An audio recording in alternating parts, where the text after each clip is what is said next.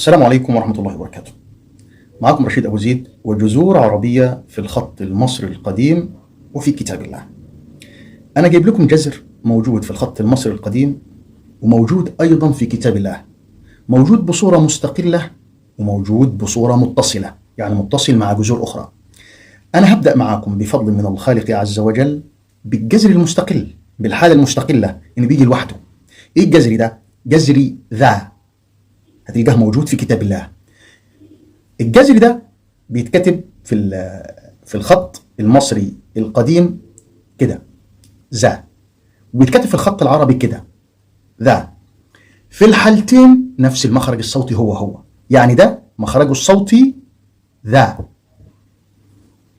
بنطقه كده ذا هو، وده المخرج الصوتي بتاعه ذا، يبقى 1 ل2. طيب ده محدش عرفني بيه وقال لي ايه هو، ايه طبيعته، ايه كينونته، يا ترى هو بيعمل ايه. لكن هنا المصري القديم عرفني، قال لي ان ده معناه ايه، راح مديك وراه رجلين، هو ده زال وبرضه دي زال، هو بيعمل كده المصري القديم عشان تبقى فاهم، ودي الالف. ده مخصص، الرجلين دي مخصص تعبر عن الحركة او اداء نشاط ما.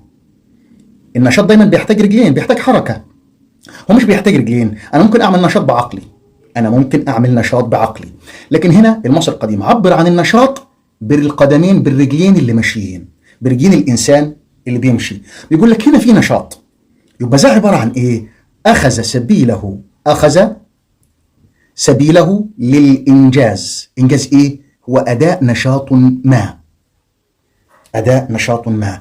تعال ناخد المعنى ده ونروح لكتاب الله ونبدأ نحاول نطابق. ان طلع المعنى صحيح تمام، شيء جميل، يبقى الخط المصري القديم كده افادنا افادة جيدة. ان طلع المعنى غير منطبق نترك وخلاص ونرحل بسلام. تعالوا نشوف هنا في كتاب الله، انا كتبت لكم ذا بالخط المصري القديم عشان اثبت لكم ان الخط المصري القديم زي الخط ده اللي بنكتبه، زيه بالظبط، هو ما اختلفش في حاجة، بس ده شكل من اشكال الثوب او التوب او الخلقات اللي بنلبسهم للكلمة. ده مجرد شكل وده مجرد شكل، بس ده بيتميز على ده، على الخط ده، ان هو بيوضح لك المعنى بصورة جلية شوية. ادي الموضوع. عندنا في سورة البقرة آية 245، انا جايب لك هنا ذا بصورة ايه؟ بصورة مستقلة، جاي لوحده كده منفرد.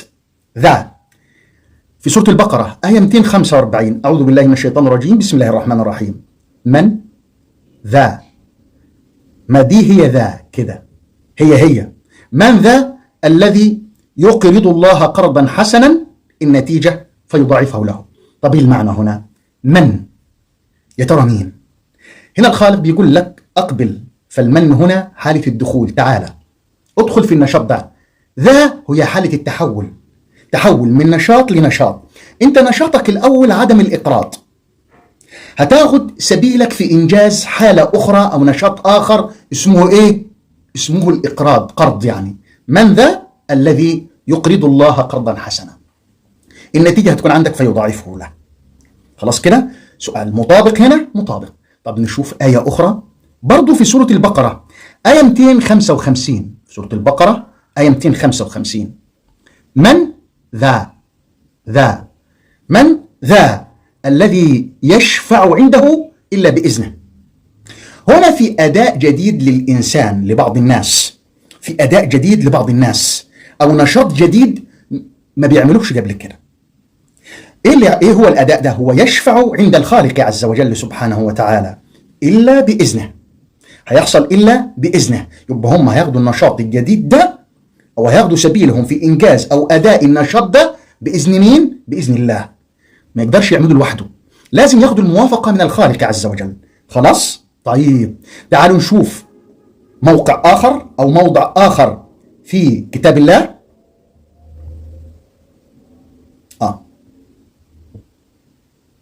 هنا عندي في سورة آل عمران آية 160، معلش الخط صغير عشان الوضع أقدر أشرح. آية 160 تمام، في سورة أكبر الوضع اهو عشان نشوف. في سورة آل عمران آية 160 ماذا يقول الخالق؟ والجذر هنا نشوفه بيعمل ايه؟ إن ينصركم الله. مين اللي هينصركم؟ الله. طب النصرة دي عبارة عن حالة تحول، نشاط أو أداء جديد طرأ علينا، لكن بمساعدة مين؟ بمساعدة الله الخالق عز وجل. إن ينصركم الله فلا غالب لكم. حالة التحول لغالب ما تحصلش. وربنا بعد كده قال لك وإن يخذلكم، ده النشاط التاني الجديد زي ينصركم وتحول في حالتكم. انت دخلت الحرب، عندك حالتين، يا إما تغلب يا إما تنصر، عندك الحالتين دول، ودول اسمهم الأداء الجديد أو النشاط الجديد اللي هو طرأ عليك، جد عليك، انت اللي عملته. يا إما قصرت في الأداء فغلبت، أو أديت بمهارة فحصلت النصرة. ساندك الخالق فانتصرت، تخلى عنك الخالق لأنك أنت تخليت أولا، نسوا الله فنسيهم، فإذا يخذلكم. تمام؟ إن ينصركم الله فلا غالب لكم، لاحظ، وإن يخذلكم فمن مين اللي يقدر يعمل تحول؟ مين اللي يقدر يعمل لكم تحول في الحالة بتاعتكم؟ حالة عدم المقدرة اللي لديكم، اللي هي حالة النصرة، ودي حالة تحول تحتاج لقوة هائلة تدعمكم. انتوا تخليتوا عن الدعم ده. وإن يخذلكم، وهي حالة تخلي عن الدعم، انت اللي تركته، انت اللي سبته. فمن دي الشخصية اللي لديها حالة التحول، هو اللي يقدر يدعمكم بالتحول، أو تأخذ سبيلك في إنجاز نشاط ينصركم من بعده سبحانه وتعالى. سؤال: متوافقة ولا غير متوافقة؟ طب تعالوا نشوف موقع آخر في كتاب الله، موضع آخر اللي هو بصورة مستقلة برضو. قالوا يا ذا القرنين، ده في سورة الكهف آية 94. قالوا يا ذا القرنين.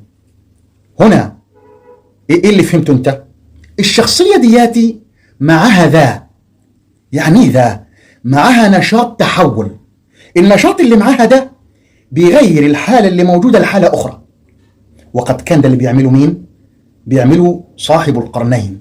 القرنين مش القرنين، القرنين ده أداء تلك الشخصية، يعني ذا مرتبطة بالقرنين، وأنا هشرحها بتفصيل إن شاء الله في فيديو تاني.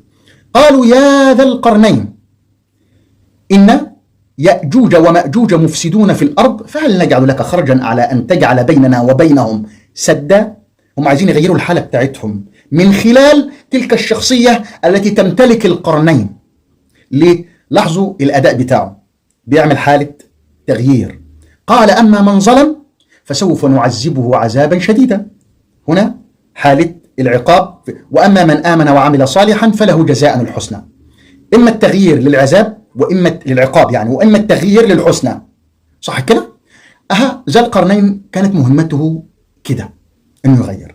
طيب تعالوا نروح نشوف الوضع ده. طبعا هكمل لكم على الصورة المستقلة، وبعد كده هدخل في الصورة الضمنية. هتحدث عن الصورة المستقلة، وبعد كده هتحدث عن الصورة الضمنية. أكمل آيات تانية عشان يبقى كده احنا جبنا أكبر قدر من الآيات في كتاب الله عن الصورة المنفصلة لجذر ذا. في سورة صاد، في سورة صاد ربنا بيقول ايه؟ اصبر على ما يقولون، بيواسي عبده.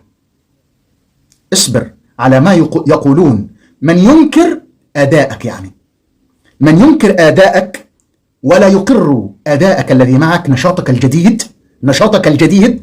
اصبر على ما يقولون واذكر، تذكر، افتكر، ادرس، شوف عبدنا داود ماله ذا. يبقى داود كان يمتلك شيء اسمه الذا دي حالة التحول من نشاط لنشاط. ومش داود كان كده؟ وألنا له الحديد أن اعمل سابغات وقدر في السرد. ما هو ذا حاجة اسمها الأيد دي مش إيديه، يعني الأيد ده القيد. داود كان بيصنع الدروع، وهي بمعنى كده الأيد اسمها السابغات وقدر في السرد. فالأيد دي عبارة عن حلقات مقيدة بعضها جنبا إلى جنب، دي تسمى الأيد أو القيد. ودي الدروع التي تحيط بالجسم ومصنوعة بطريقة القيد، سلاسل تقيد سلاسل، دي لها وقتها وهشرحها لكم بتفصيل. إنه أواب. يبقى داود كان معه نشاط جديد بيعمل بيه عملية تغيير. خلاص؟ طيب نشوف الآية الجميلة دي التانية اللي محدش فينا واخد باله منها ولا عارفها، هتوضح لكم المعنى وتبينه. هنا جذور عربية في الخط المصري القديم. وذا النون، ايه اللي فهمتوه انتوا؟ النون طبعا انتوا بتقولوا الحوت، لا ده مش الحوت هنا حاليا. ذا اسمه نشاط التغير او تبدل الحال. طب يبقى الشخصية ديات اللي هو يونس ايه اللي حصل له؟ حصل له تبدل من حال كان قبله ثم تحول الى حال النون. والنون على فكرة النوني ده حال سيء، النوني ده حال سيء وقع فيه يونس عليه السلام. والنتيجة بتاعت النون ده، الحال ده او النشاط ده اللي تبدل اليه يونس، إذ ذهب مغاضبا فظن أن لن نقدر عليه. إذ ذهب مغاضبا فأصبح ذنون، ودي هشرحها بتفصيل إن شاء الله. يبقى النشاط هنا اسمه نشاط تبديل، أخذ سبيله في إنجاز إيه؟ ذهب مغاضبا، وبالتالي حصل على نشاط النون. طيب تعالوا نشوفها ضمنية. لا لسه الضمنية هنجيبها لكم سريعة، هي لسه بنكمل اللي هي في حالة الاستقلال هنا. وذا على فكرة الوا دي نشاط وحدي على فكرة عذرا، ده نشاط مستقل. الوا تعني خصوصية أداء. الوا في علم عربية مش حرف عطف أو واء القسم. الوا تعني خصوصية أداء في منطقة معينة أو موضع معين. وخصوصية ذا تبديل النشاط اسمه النون. النشاط ده اللي وقع على يونس عليه السلام، فربنا هنا ذكروا بالنشاط بتاعه. طيب هنا وذا الكفل في سورة الأنبياء، وإسماعيل وإدريس وذا الكفل. يبقى فهمتوا الكفل ده معناه إيه؟ ده نشاط اسمه لشخصية كان بيؤدي نشاط الكفل. الشخصية دياتي كان بيعمل تبديل من حالة لحالة بنشاط اسمه الكفل. طبعا ده نشاط طيب. ذا الواو قلنا خصوصية ذا امتلاك. وذا الكفل، ليه ربنا قال ذا الكفل هنا؟ ما قالكش وذا إدريس، ده إدريس ده اسم الشخصية زي يونس كده، لكن الكفل ده هي مشابه زي ذي القرنين مثلا، ذا القرنين ويا ذا القرنين. هنا ذا الكفل شخصية بتحمل أداء الكفل، هو شخصية بتحمل أداء الكفل. برضو نفس الآية بنفس المعنى بس بذكر آخر. وكل من الأخيار في نهاية الآية في سورة صاد آية 48. واذكر إسماعيل واليسع وذا الكفل وكل من الأخيار. لكن ربنا قال لك في الآية السابقة في سورة الأنبياء كل من الصابرين. خلاص؟ ودي عايزة وقفة إن شاء الله وهنفهمها. طيب فين إن شاء الله هنلاقي اللي هي الحالة الضمنية لذا؟ الحالة الضمنية لذا موجودة في أماكن متعددة. أنا هكتبها لكم بس كده سريعا في عجالة، وهذكرها بتفصيل يما أذكر الجذر الثاني اللي اسمه إذا. في جذر عندي اسمه عندكم مش جذرين، إذا زي ما ربنا يقول لك إذا الشمس كورت. إذا هو ضمني هنا، هي حالة تحول من حالة لحالة. الشمس تحولت من حالة لحالة، صح كده؟ إذا الشمس. وفي الذاريات، لاحظ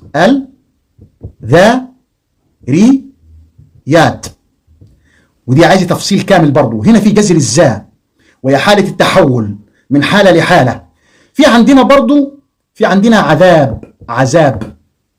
عذاب. هنا الذا هنا هي حالة تحول من حالة لحالة موجودة ضمنية هنا. وعندنا إذا السماء انفطرت. خلاص؟ إذا السماء انفطرت، وهكذا. ده اسمه ضمني ما جاي مع جذر آخر جبناه في الذاريات في المنتصف، وجبناه في إذا تاني جذر موجود. ودي عايزة تفصيل شامل هجيبها إن شاء الله. تفصيل جذر الغي دول عشان إيه؟ تفصيل جذر إذا بعد ما فصلنا جذر ذا. سؤال في نهاية الفيديو هطرحه دايما باستمرار: إيه رأيكم في جذور عربية في الخط المصري القديم؟ هذا الخط المصري القديم كده أفاد ولا خلانا في حالة توهان؟ أكيد إن شاء الله أفاد. بعقلك الواعي وبإدراكك المتميز هتحكم حكما عادلا بأن الخط المصري القديم أفاد ولم يضر.